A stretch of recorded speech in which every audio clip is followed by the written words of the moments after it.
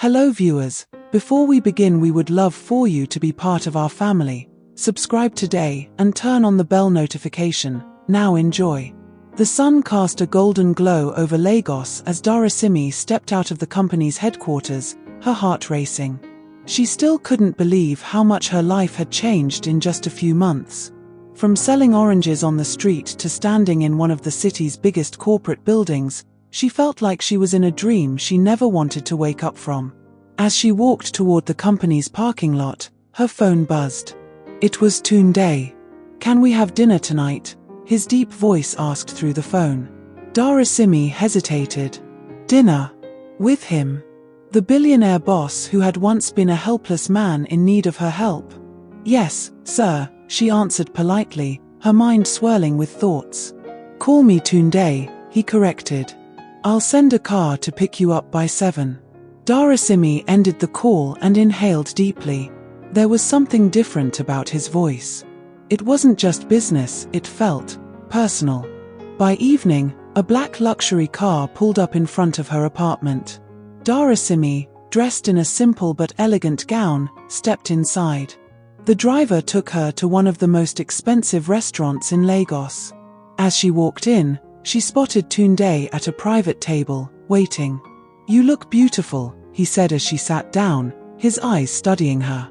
Darasimi smiled shyly. "Thank you." They talked about work, life, and everything in between. But then, Tunde's tone grew serious. "Darasimi, you've done more than prove yourself at the company. You have a brilliant mind, and I believe you deserve something more." She blinked. "More? I want you to lead a new project, something big, something important." But, he paused, searching her eyes. "That's not the only reason I invited you tonight." Her heart pounded. She knew this moment would change everything. Darasimi's pulse quickened as she stared at Tunde. The soft lighting of the restaurant reflected in his eyes, making them unreadable. Was this about work? Or something else? "I believe in you, Darasimi," he continued, his fingers lightly tapping the edge of his wine glass. "You've proven that you're more than capable. I want you to oversee a new expansion project, our biggest yet. You'll be working directly with me." Her breath caught. "Me? Leading a project?" Tunde nodded. "Yes. It's a major investment in real estate, and I need someone I trust. You've worked hard, and it's time you take the next step." Darasimi swallowed hard. Just months ago, she was on the streets, struggling to make ends meet. Now, she was being offered a life-changing opportunity. But why did it feel like there was more to this than business? She glanced down at her plate, gathering her thoughts. I don't know what to say. This is huge. You don't have to decide now," Tunde said gently. "But think about it."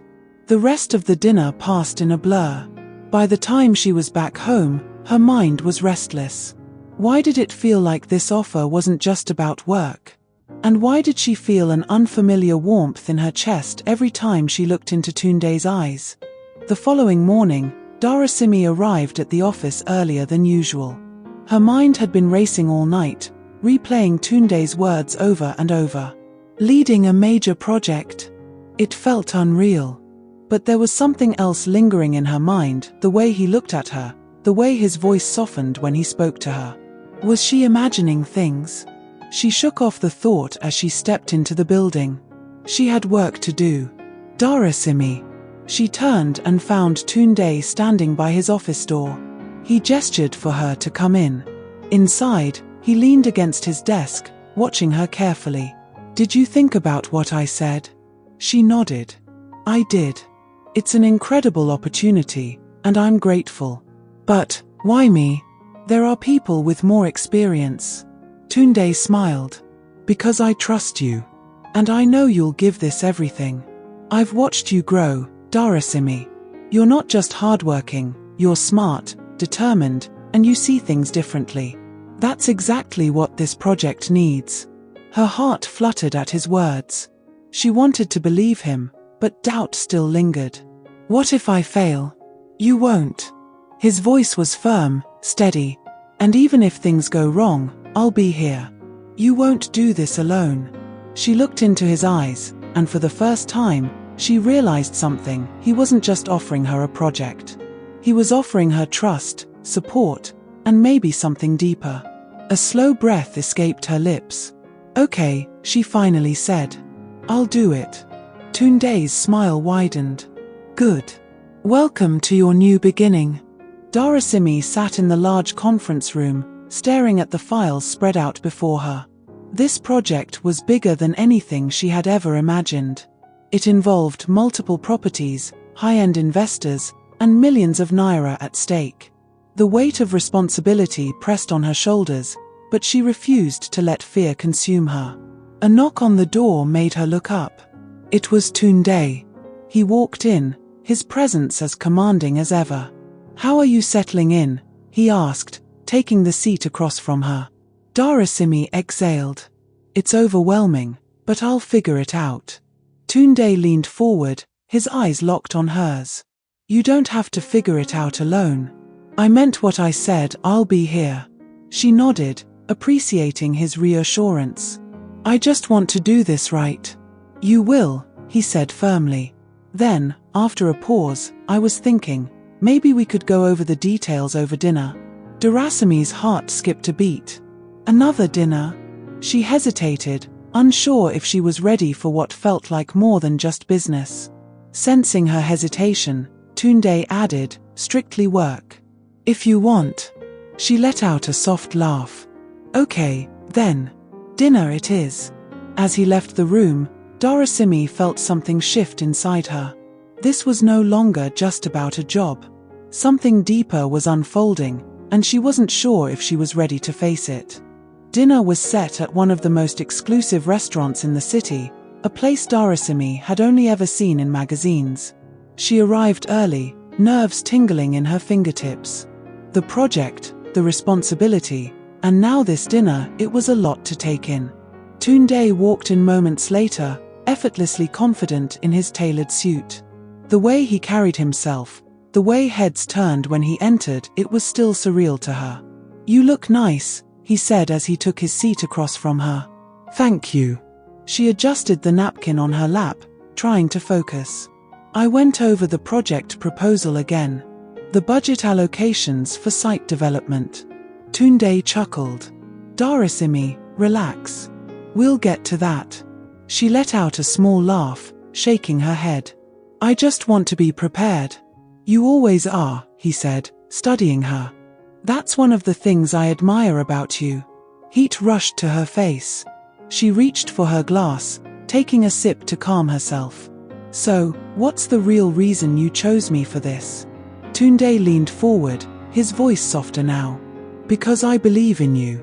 And, because I want you close. Darasimi's breath hitched. She wasn't sure she heard him right. Close. He held her gaze. I don't mix business with personal feelings, but with you, it's been impossible to separate the two. Her heart pounded. This wasn't just dinner. This wasn't just work. She was stepping into something much bigger than she had imagined. Darasimi stared at Tunde, her mind racing. The weight of his words settled between them, heavy with meaning. She wasn't naive, she had seen the way he looked at her, the way his gaze lingered just a little too long. But to hear him admit it, that was something else entirely. Tunde, she started, her voice careful. This project means everything to me. I don't want anything to jeopardize it. His expression remained steady. Neither do I. That's why I won't pressure you. I just needed you to know the truth. The waiter arrived with their food, breaking the tension. Darasimi picked at her meal, her thoughts all over the place. This was new territory, and she wasn't sure how to navigate it. After dinner, Tunde walked her to her car. The night air was cool, a welcome contrast to the warmth of his presence beside her. Thank you for tonight, she said, unlocking her door. Darasimi.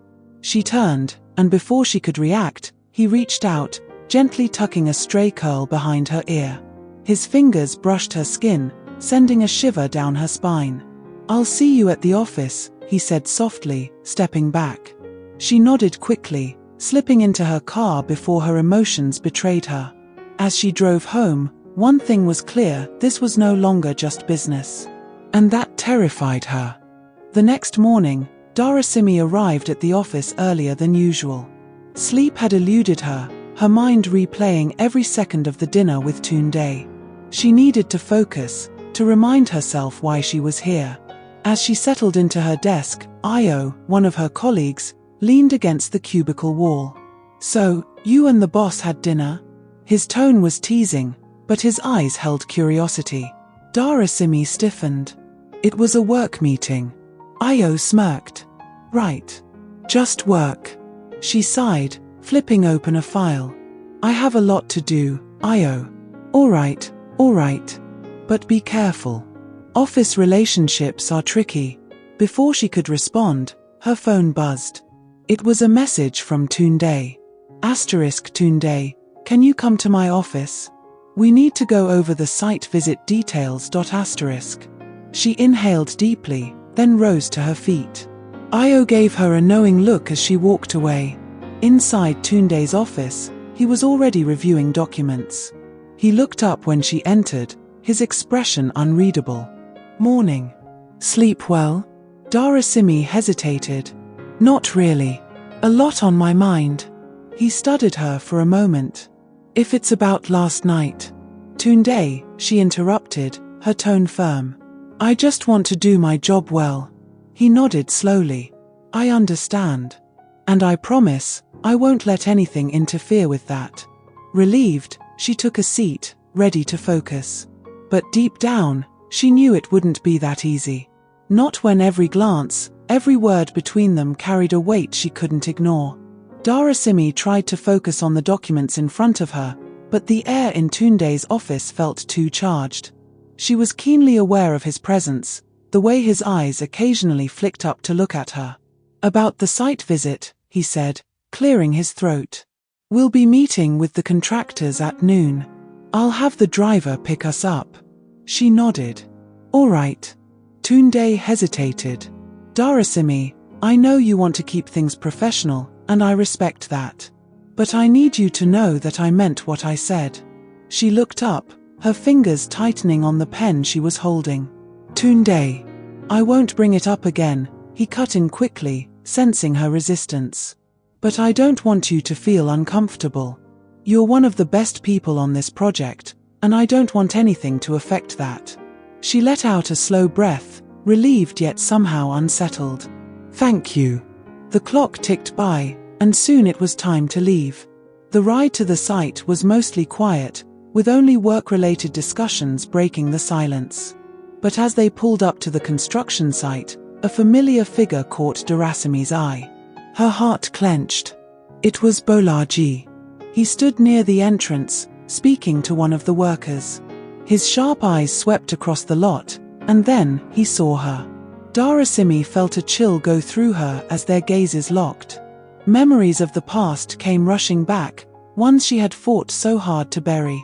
Tunde noticed her reaction. "Are you okay?" Darasimi swallowed, her voice barely above a whisper.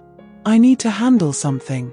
Before he could ask more, she stepped out of the car, her pulse racing as she walked toward Bolaji. She wasn't ready for this. Not at all. Bolaji smirked as Darasimi approached. "Look at you. All polished and corporate now. Didn't think I'd see you again." Her hands clenched into fists at her sides. "What are you doing here?" He chuckled. "Relax. I work here. Unlike you, some of us don't have rich men whisking us away into luxury." Darasimi's jaw tightened. "I got here on my own. Whatever you think, it has nothing to do with you." Bolaji's expression darkened. "You think you've escaped? That I don't know the truth about you? About what you did?" A cold shiver ran down her spine, but she refused to show fear. "I don't have time for your nonsense. Stay away from me."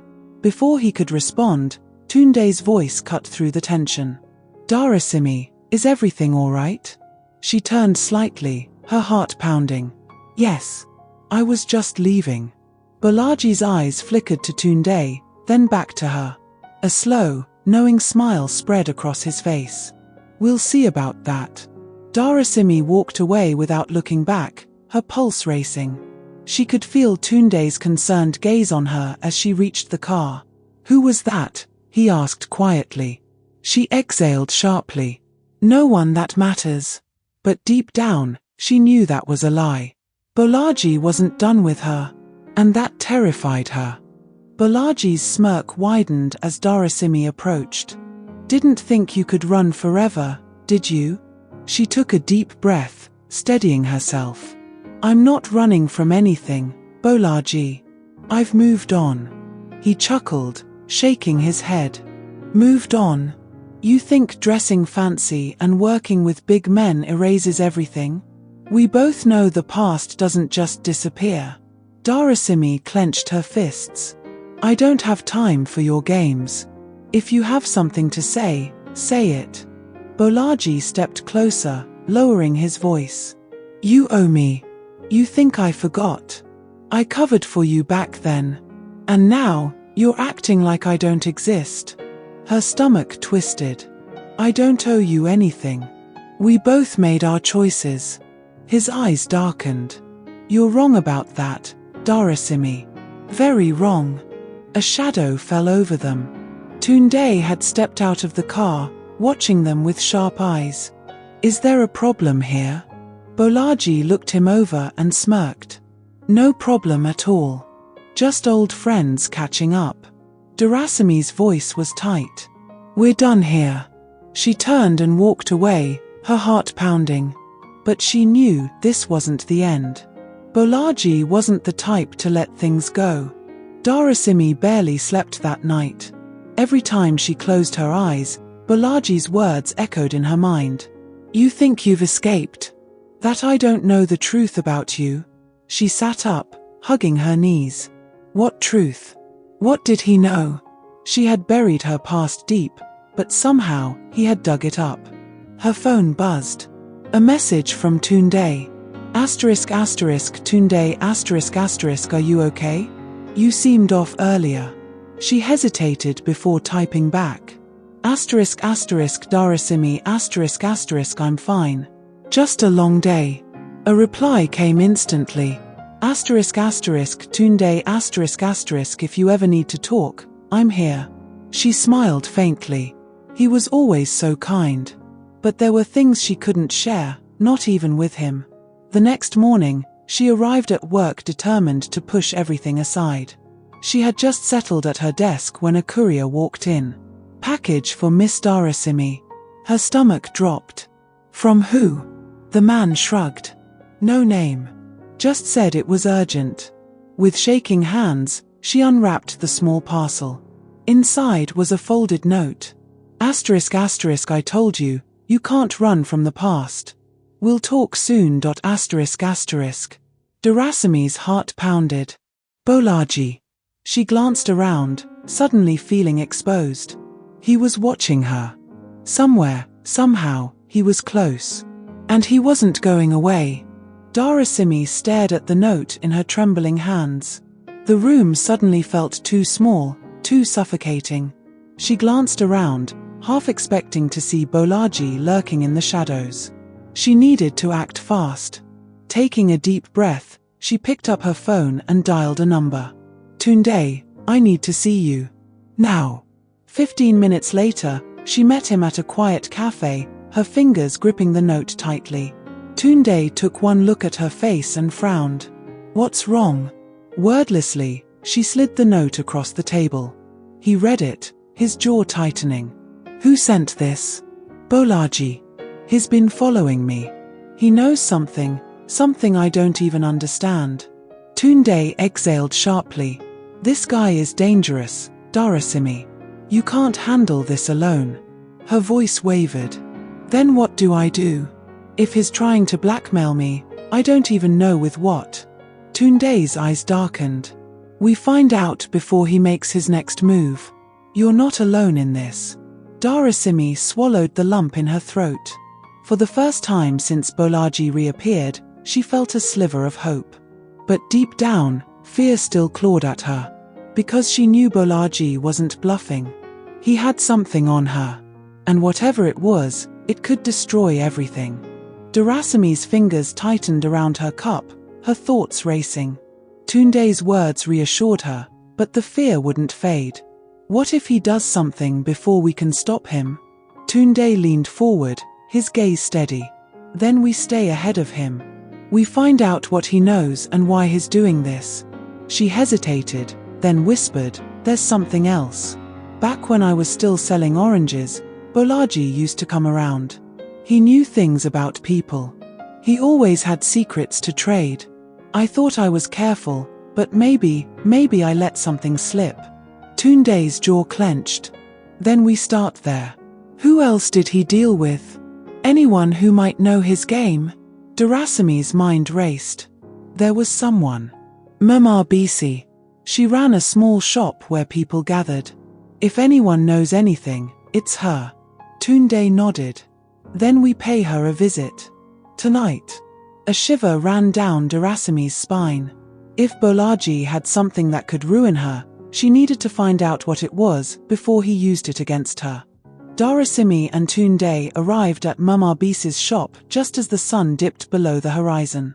The small wooden stall was tucked between larger buildings, its dim light flickering in the evening air.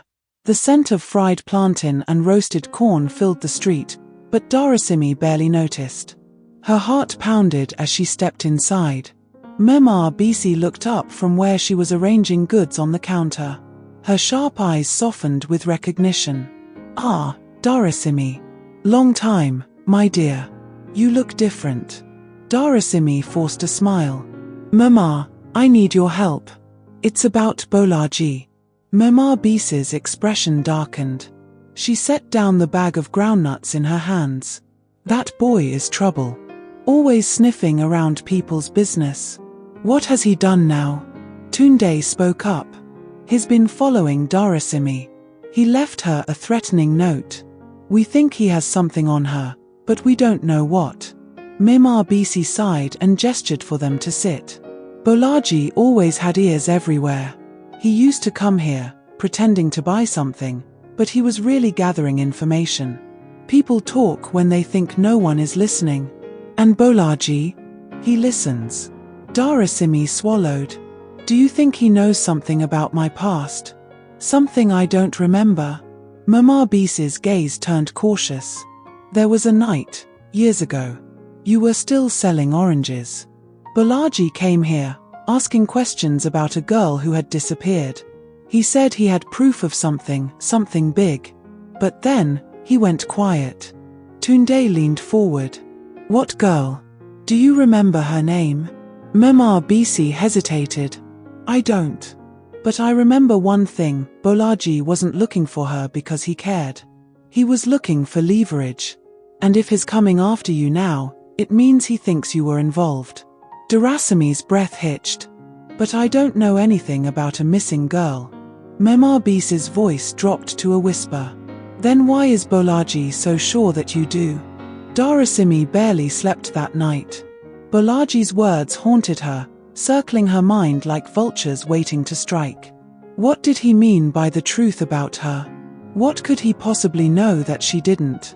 Morning came too quickly. She arrived at work, but her thoughts were elsewhere. Tunde noticed her distracted state almost immediately. "Dorasimi," he said gently, touching her arm. "Talk to me. What's really going on?" She hesitated. Tunde had always been her rock, but this felt too dangerous. Still, she couldn't keep it bottled up anymore. "Bolaji knows something," she whispered. "Something about my past. He's using it to threaten me." Tunde's face darkened. "Then we need to find out what it is before he can use it against you."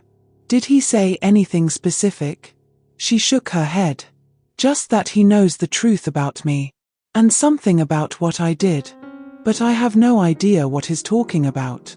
Tunde leaned back, deep in thought. "Maybe someone from your past might know more? Family? An old friend?" A chill ran through her. Family. She hadn't spoken to her uncle in years. He was the only one who had raised her after her mother passed. If there were secrets about her past, He would know. She took a deep breath. I think I need to visit someone. Later that evening, she stood outside her uncle's house, her heart pounding. She hadn't seen him in so long, and now she was here with questions she wasn't sure she wanted answers to. She knocked. The door opened, revealing Uncle Bayo's surprised face. Darasimi, what are you doing here? She forced a small smile. Uncle, I need to talk to you. It's important. He hesitated, then stepped aside. Come in. She entered, taking in the familiar scent of old books and spices. She sat on the worn-out couch, feeling like a child again.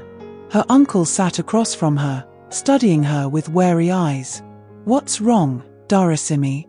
You look troubled. She swallowed. Uncle, is there anything about my past that I don't remember? Something important? His expression changed instantly. His body stiffened, and his eyes darted away. Why are you asking this now? Because someone is using it against me. Please, Uncle.